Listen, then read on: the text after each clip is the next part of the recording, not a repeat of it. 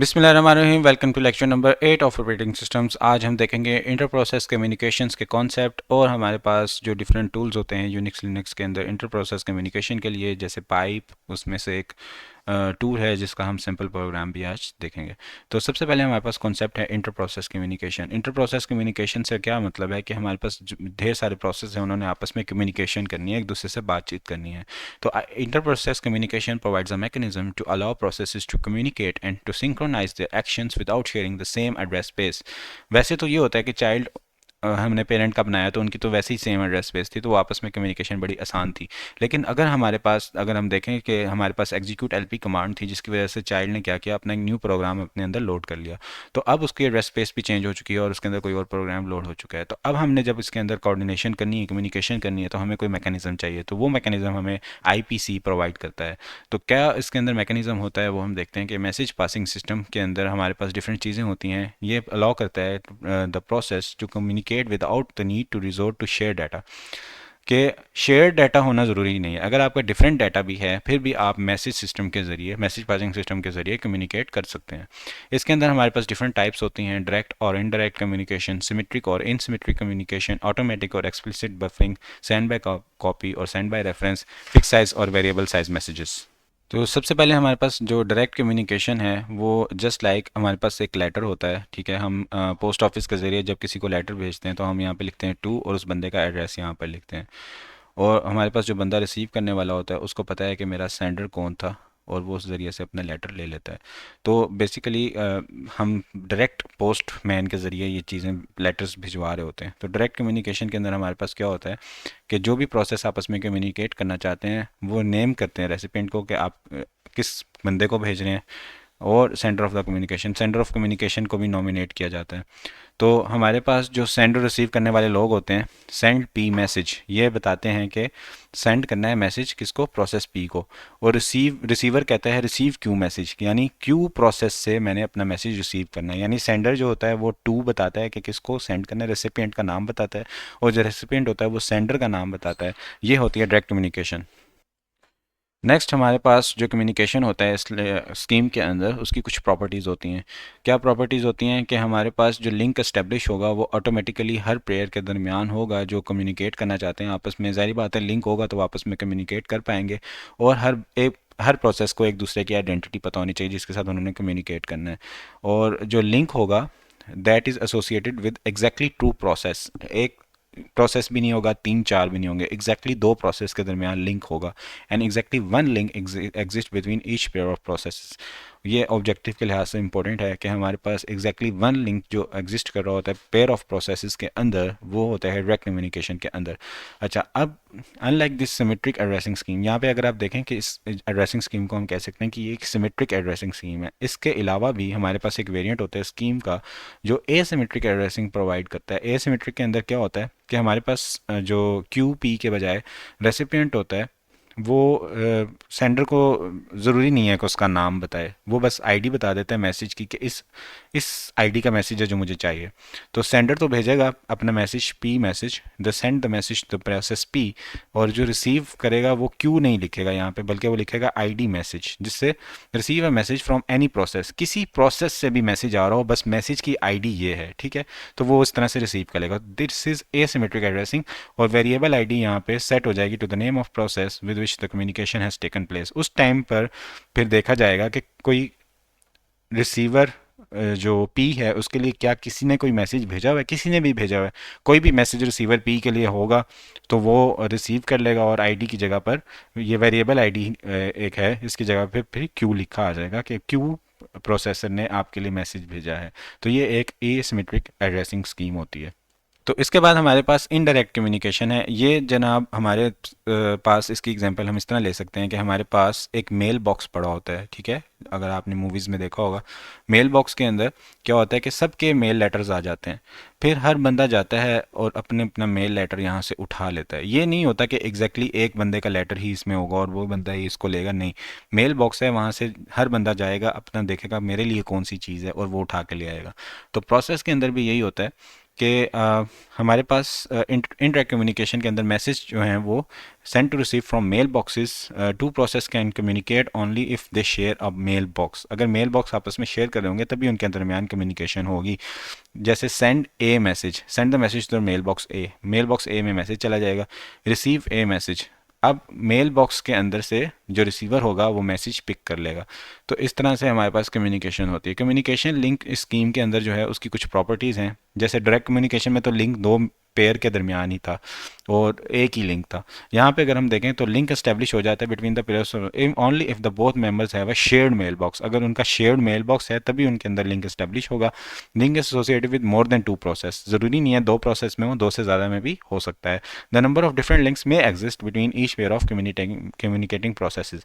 ऐसा भी हो सकता है, डायरेक्ट कम्युनिकेशन में यही था कि वन लिंक था बिटवीन टू प्रोसेस। इसमें क्या हो सकता है, एक से ज़्यादा लिंक भी हो सकते हैं दो प्रोसेस के अंदर, यानी एक से ज़्यादा मेल बॉक्सेस भी दो प्रोसेस हो सकता है शेयर कर रहे हो, which each link corresponding to one mailbox. हर लिंक एक मेल बॉक्स से एसोसिएटेड होगा। एक से ज़्यादा मेल बॉक्स होते होंगे जब, तो लिंक भी एक से ज़्यादा बन जाएंगे।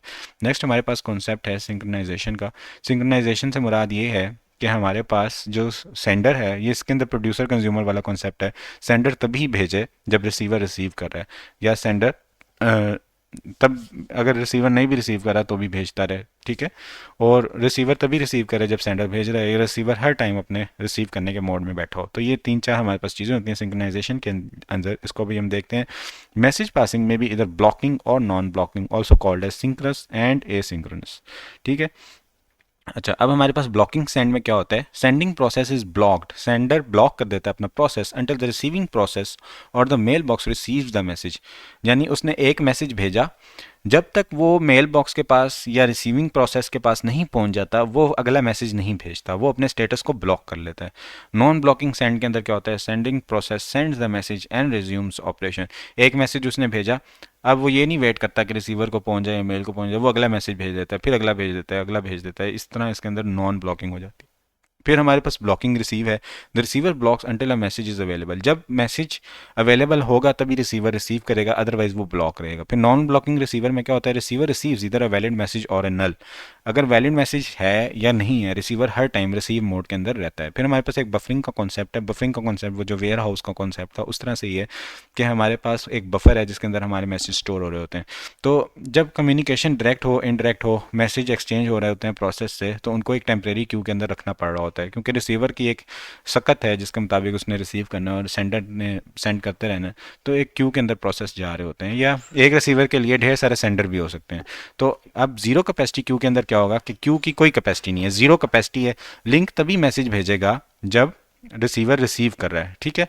तो जो सेंडर है इसके अंदर ब्लॉकिंग मोड के अंदर होना चाहिए कि उसने एक मैसेज भेजा, जब रिसीवर रिसीव कर लेगा तब तक मैसेज सेंडर ब्लॉक रहेगा, और उसके जब रिसीवर रिसीव कर लेगा तब वो अगला मैसेज भेजेगा। उसके बाद हमारे पास बाउंडेड कैपेसिटी होती है कि क्यू के अंदर कुछ लेंथ होती है, N length, at most N messages reside in it. तो जब तक हमारे पास लेंथ उसकी कंप्लीट नहीं, फुल नहीं हो रही, तो हमारे पास जो सेंडर है वो नॉन ब्लॉकिंग मोड के अंदर रहता है। लेकिन जैसे ही इसकी फुल हो जाती है क्यू, तो हमारा जो सेंडर है वो ब्लॉकिंग मोड के अंदर चला जाता है until the space is available again. तो ये हमारे पास बफरिंग का कॉन्सेप्ट है। उसके बाद अनबाउंडेड कैपेसिटी भी होती है कि अनलिमिटेड आपके पास जगह अवेलेबल है, क्यू हैज़ इनफाइनाइट लेंथ, और सेंडर जो है वो कभी भी ब्लॉकिंग मोड में नहीं जाता बल्कि अनब्लॉकिंग मोड के अंदर ही ये ऑपरेट करता रहता है। इसके बाद नेक्स्ट हमारे पास जो कॉन्सेप्ट है that is inter process communication tools. अब हम इंटर प्रोसेस पढ़ तो रहे हैं, मैसेज टाइप्स भी पढ़ ली, बफरिंग भी पढ़ ली, सिंक्रोनाइजेशन भी पढ़ लिया, डायरेक्ट कम्युनिकेशन इनडायरेक्ट कम्युनिकेशन भी पढ़ ली। लेकिन ये कम्युनिकेशन हमने करनी कैसे अपने ऑपरेटिंग सिस्टम के अंदर, तो ये चीज़ें जो हैं इनके लिए हमें टूल्स प्रोवाइडेड हैं, जिनमें से कुछ टूल्स यहाँ पे मेंशन हैं जो कॉमनली सपोर्टेड टूल्स हैं, जिनका नाम है pipe, named pipe, BSD socket, TLI, message queue, shared memory. इस तरह हमारे पास ये डिफरेंट टूल्स हैं। आप इनको याद करें, ये शॉर्ट क्वेश्चन में आपसे 3-4 इसमें से पूछे जा सकते हैं। सो अगेन हम इनको रिवाइज करते हैं। Pipe, named pipe, BSD socket, TLI, message queue and shared memory, ETC etcetera. इसके अलावा भी यानी और भी हैं। तो अब हम देखते हैं कि हमारे पास जो कमांड है रीड, राइट, क्लोज, ठीक है। ये कुछ सिस्टम कॉल्स हैं जो प्रोसेसर्स के लिए बनी हुई हैं। तो हम इन रीड राइट और क्लोज कमांड्स को देखते हैं, फिर उसके बाद हम पाइप टूल का यूज़ देखेंगे कि कैसे हम पाइप टूल को यूज़ कर सकते हैं रीड राइट एंड क्लोज करने के लिए। तो अब अगर हम देखें तो रीड सिस्टम कॉल किस लिए यूज़ होती है? रीड सिस्टम कॉल यूज़ होती है फाइल डिस्क्रिप्टर से डाटा रीड करने के लिए। अच्छा, इससे पहले मैं चाहूँगा कि मैं आपको नेक्स्ट लेक्चर में मूव कर जाते हैं हम, और ओके हाँ ये ठीक है। अब ये हमारे पास क्या होता है, एक फाइल डिस्क्रिप्टर टेबल होता है। मेरे ख्याल से ये चीज़ पहले बतानी चाहिए थी और बाकी कॉन्सेप्ट बाद में बताना चाहिए था, वरना हम कंफ्यूज करते रहेंगे उस चीज़ को। तो हमारे पास क्या है, एक फ़ाइल के कंटेंट्स हैं, ठीक है। उन फाइल के कंटेंट्स को असेस करने के लिए ये नहीं होता कि हम डायरेक्ट कंटेंट्स पे पहुंच जाते हैं, नहीं, बल्कि हमारे पास इंटर प्रोसेस कम्युनिकेशन का जो टूल होता है वो एक टेबल के अंदर से कुछ वैल्यूज, कुछ स्लॉट्स लेता है, ठीक है। ये जो टेबल होता है इसको कहते हैं पर process file descriptive table. For example, अगर मैंने ज़ीरो का ले लिया, एक यहाँ पे ज़ीरो का स्लॉट ले ली, तो इसके अंदर मैं रीड का फंक्शन रख देता हूँ। वन की स्लॉट ले ली, इसके अंदर मैं राइट का फंक्शन ले लेता हूँ।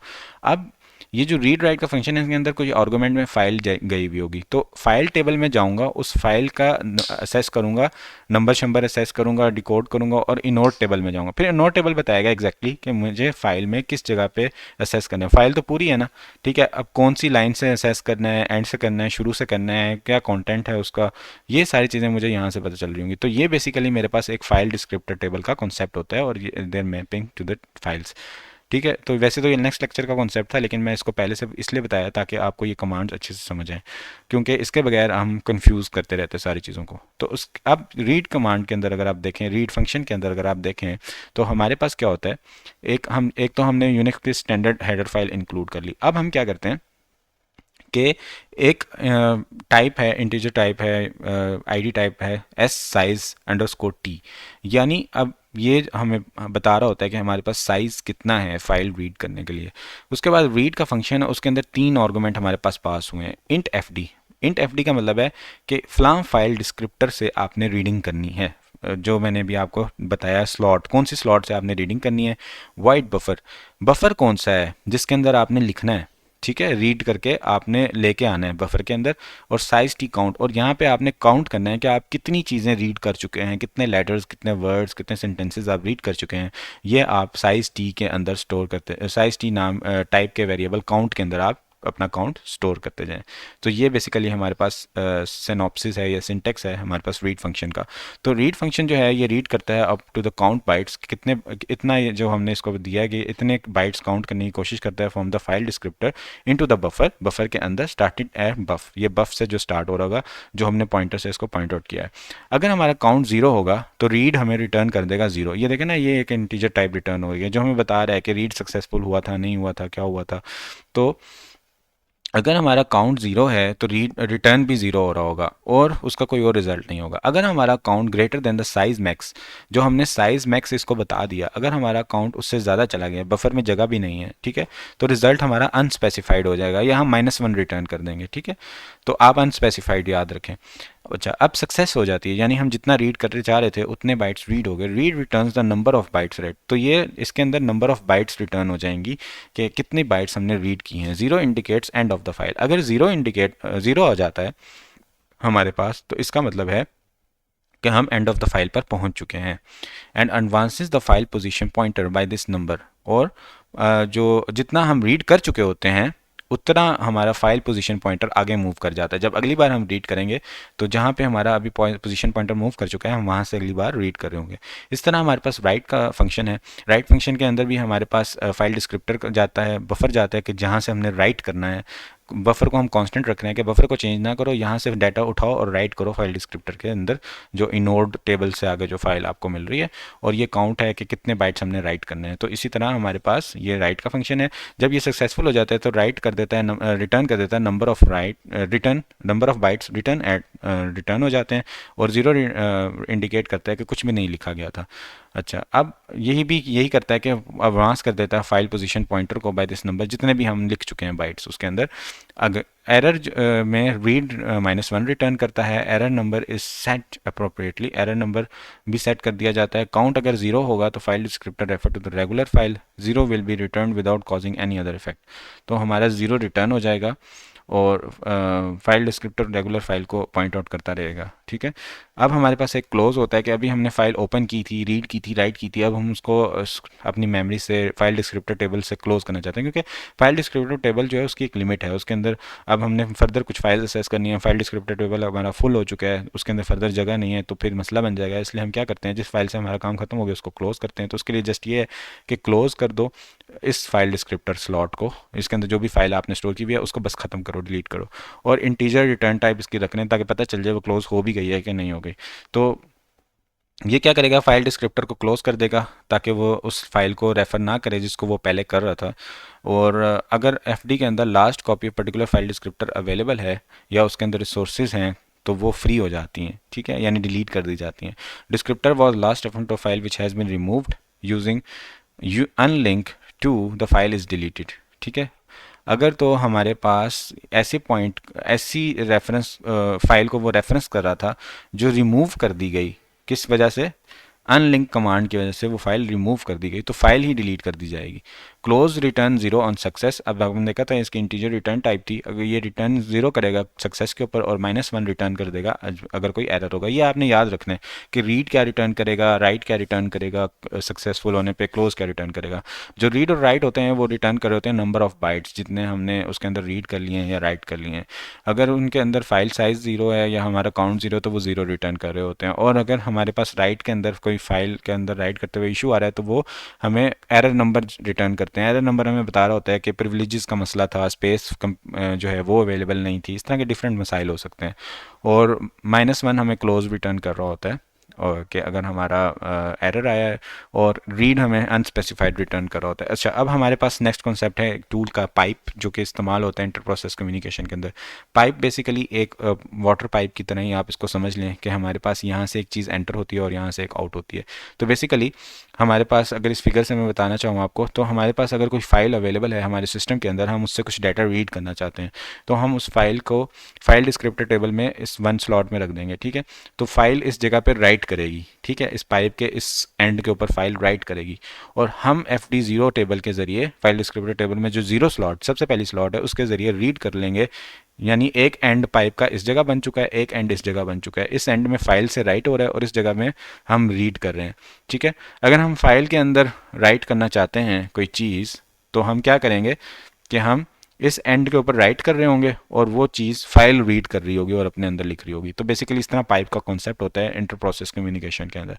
तो ये हमारे पास यूनिक्स लिनक्स के अंदर पाइप टूल होता है जो रिलेटेड प्रोसेस में कम्युनिकेशन के लिए इस्तेमाल हो सकता है। टिपिकली जो प्रोसेस होंगे वो सिबलिंग हो सकते हैं, यानी आसपास एक दूसरे के बहन भाई हो सकते हैं, या पेरेंट चाइल्ड रिलेशनशिप में हो सकते हैं, जिसमें चाइल्ड जो है उसने क्या किया कि पेरेंट का एड्रेस स्पेस यूज़ करने के बजाय एक नया प्रोग्राम अपने अंदर लोड कर दिया।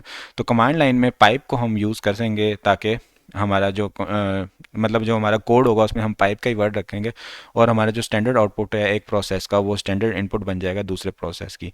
पाइप सिस्टम कॉल जो है वो एक पाइप क्रिएट करती है और दो फाइल डिस्क्रिप्टर रिटर्न हो जाते हैं, one for the reading and second one for the writing. जैसे यहाँ पे देखें हमारे पास राइट करने के लिए, यानी फाइल डिस्क्रिप्टर टेबल के अंदर ये दो स्लॉट ले लेता है, जो जीरो वाली स्लॉट होती है रीड के लिए होती है और वन वाली स्लॉट जो होती है राइट के लिए होती है। फिर एक प्रोसेस के लिए ये चीज़ हो रही होती है। अब दूसरा प्रोसेस होगा उसके लिए भी फाइल डिस्क्रिप्टर टेबल के अंदर फॉर एग्जाम्पल हम 2 या 3 ले लेते हैं, तो ये वाला इसका रीड का होगा, ये राइट का होगा। ये एक नया फाइल डिस्क्रिप्टर टेबल बना लेते हैं, उसके अंदर 0 इसके रीड का होगा और 1 इसके राइट का होगा। तो इस तरह हमारे पास पाइप्स क्रिएट हो रहे होते हैं, दो, यानी हर पाइप के दो एंड बन रहे होते हैं, रीड राइट। ठीक है, तो जो फाइल हैं इस पाइप फाइल डिस्क्रिप्टर्स के साथ एसोसिएटेड होती हैं उनको स्ट्रीम्स कहते हैं, और open for reading and writing, reading के लिए भी राइटिंग के लिए भी यूज़ कर सकते हैं उनको हम। और चैनल प्रॉपर्टी अगर प्रॉपरली हमने इस्तेमाल करना है अगर इसको, तो एक प्रोटोकॉल हमें बनाना पड़ता है जिसके अंदर डाटा एक सेंड हो रहा होता है, यानी एक तरफ से हम राइट कर रहे होते हैं दूसरी तरफ से रीड कर रहे होते हैं, इस तरह का एक प्रोटोकॉल होता है। अगर हमने टू वे कम्युनिकेशन करनी है तो हमें दो पाइप इस्तेमाल करने पड़ते हैं, जैसे मैंने यहाँ पे बताया कि इसने रीड भी करना है, राइट भी करना है, इसने भी रीड भी करना है, राइट भी करना है, तो इसके लिए हमें दो पाइप क्रिएट करने पड़ते हैं दो प्रोसेस के अंदर। अगर वन वे कम्युनिकेशन है, यानी एक ने रीड करना है एक ने राइट करना है, तो हमारे पास एक ही पाइप इनफ होता है।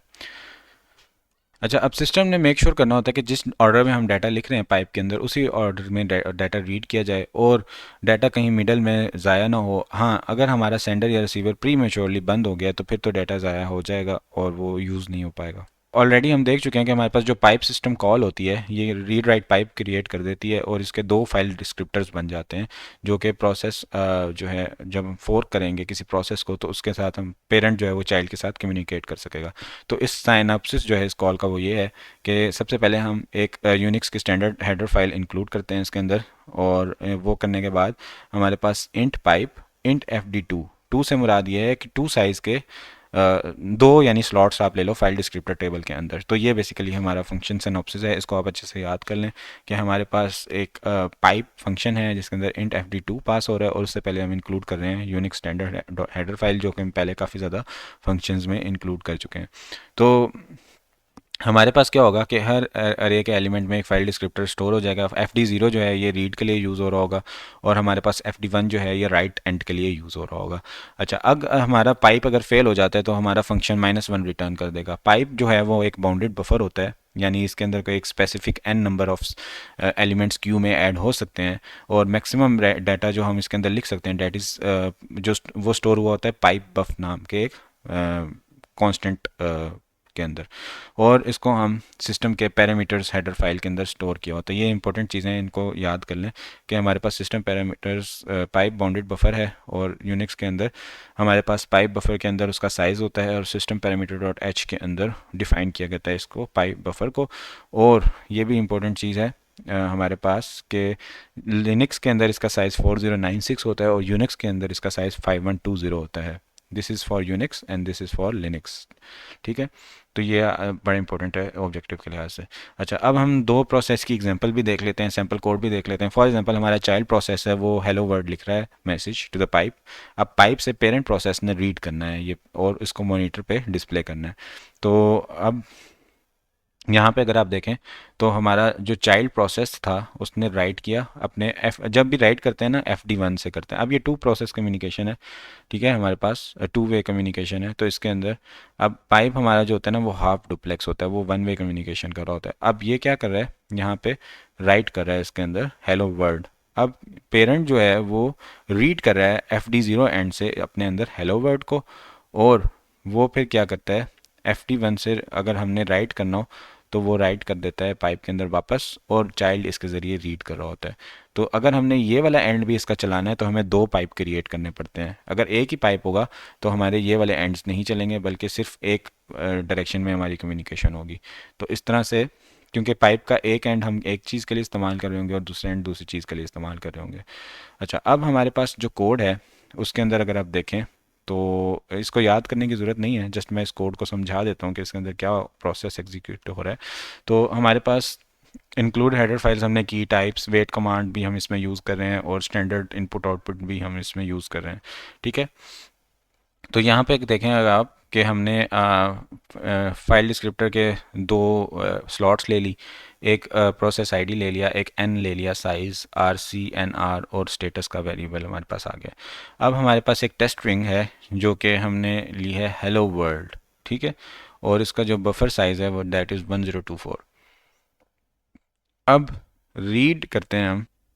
रीड करने के लिए हमने क्या किया कि पाइप फंक्शन को कॉल किया और इसके अंदर वही हमने इंटीजर पाइप एफ डी पास किया जो हमने यहाँ पे एक अरे डिक्लेयर किया टू स्लॉट्स की, ताकि दो स्लाइड का पाइप क्रिएट हो जाए। अगर हमारे पास आर सी की वैल्यू लेस देन ज़ीरो है यानी पाइप क्रिएट नहीं हुआ, -1 रिटर्न हुआ है, तो हम एक एरर जो है वो प्रिंट कर देते हैं कि पाइप जो है वो क्रिएट नहीं हुआ है और एग्जिट कर देते हैं बाय वन वैल्यू।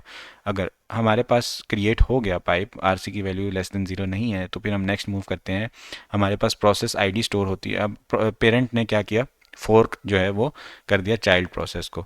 अब चाइल्ड प्रोसेस भी अगर नहीं हो पाया और फोर्क की वैल्यू भी लेस देन ज़ीरो है, -1 के इक्वल है, तो हमारे पास एरर आ जाएगा। अदरवाइज अगर वो ज़ीरो के इक्वल है तो हमारा चाइल्ड का कोड एग्जीक्यूट होगा। अब चाइल्ड ने क्या करना है, चाइल्ड ने सबसे पहले अपना रीड एंड क्लोज करना है, ठीक है, रीड एंड अपना क्लोज करेगा वो, ठीक है, और अपना राइट एंड जो है उसको वो ओपन रखेगा। राइट एंड के ज़रिए जो कि FD1 होता है उसके ज़रिए वो राइट करेगा टेस्ट स्ट्रिंग जिसके अंदर हेलो वर्ड था, और उसको जब यहाँ पे हमारे पास आया बफर का नाम जो कि टेस्ट स्ट्रिंग है, यहाँ से यानी बफर से हम लेते हैं डाटा, और ये फाइल का नेम है जहाँ पे हमने एंटर करना है अपना, और ये हमारे पास काउंट है कि हमने कितना जो है ना बफर के अंदर लिखना है। तो इस बफर से लिखना है, यानी हेलो वर्ड है उसका साइज़ हम भेज रहे हैं कि आप इस फाइल के अंदर लिखते हैं। जब हमने लिख दिया तो हम क्लोज कर देते हैं इस एंड को और एग्जिट कर देते हैं विद ज़ीरो वैल्यू कि हम सक्सेसफुल हो चुके हैं। अब हमारे पास क्या होगा, पेरेंट कोड एग्जीक्यूट होगा जिसके अंदर चाइल्ड एग्जिट हुआ है, तो चाइल्ड की जो आईडी है वो हमारे पास रिटर्न हुई है।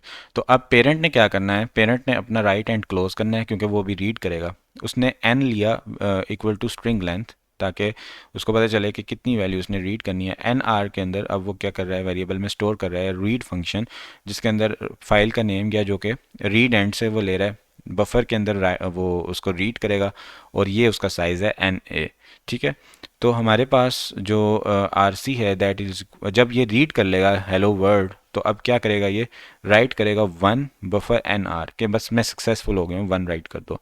और वेट एंड स्टेटस का मतलब ये है कि पेरेंट का कोड तब तक वेट करे जब तक चाइल्ड कंप्लीट नहीं हो जाता। जब चाइल्ड हेलो वर्ड करे तभी पेरेंट एग्जीक्यूट हो, और फिर पेरेंट प्रिंट कर देगा गुड वर्क चाइल्ड। इस तरह से पेरेंट के अंदर हम हेलो वर्ड रीड कर रहे होते हैं। तो इसको याद करने की जरूरत नहीं, जस्ट मैंने समझाया कि ये क्या चीज़ है। तो ये हमारे पास अब चाइल्ड ने हेलो वर्ड लिखा मैसेज को, और पेरेंट ने उसको रीड कर लिया और स्क्रीन पर डिस्प्ले कर लिया। स्क्रीन पे डिस्प्ले करने के लिए यहाँ पे ये यूज़ कर रहा है write one buffer N R, जिसकी वजह से, इस कमांड की वजह से जो इसने रीड किया था वो स्क्रीन पे डिस्प्ले हो गया। अच्छा, अब उसके बाद हमारे पास गिवन प्रोग्राम में इसका एक्सप्लेन किया गया कि parent process first pipe create करता है और फिर चाइल्ड एक फोर्क करता है। फिर इस पाइप सिस्टम कॉल जो है वो पाइप क्रिएट कर रही होती है, और रीड एंड डिस्क्रिप्टर जो है वो FD0 में स्टोर हो जाता है, राइट एंड डिस्क्रिप्टर FD1 में स्टोर हो जाता है। हम फोर को कॉल करते हैं चाइल्ड प्रोसेस जनरेट करने के लिए, क्रिएट करने के लिए। फिर मेमोरी इमेज जो है चाइल्ड प्रोसेस वो आइडेंटिकल है to the parent process, so pipe FD array के अंदर same way both of them में हम डिफाइन कर दी, और दोनों में ज़ीरो रीड के लिए ले रहे हैं और वन को हम राइट के लिए ले रहे हैं। तो उनका जो फाइल डिस्क्रिप्टर्स हैं वो पाइप के उनको दोनों को मिल गए। Since file descriptor table is also copied during the fork, fork में फाइल डिस्क्रिप्टर टेबल भी कॉपी हो जाएगा पेरेंट का, क्योंकि चाइल्ड पेरेंट की सारी चीज़ें कॉपी कर रहा होता है। File descriptor still valid inside the child process, वही चाइल्ड में वैलिड हो गए। Thus the parent and child process can use the pipe for one way communication as online above. अगर टू वे कम्युनिकेशन करनी पड़ती तो हमें दो पाइप यहाँ पर बनाने पड़ते। तो इस तरह हमारे पास पाइप टूल यूज़ होता है यूनिक्स के अंदर, और ये सारा इसका कोड होता है। थैंक यू सो मच, यहाँ पे हमारा लेक्चर एंड होता है। Thank you for joining and watching, take care, अल्लाह हाफिज़।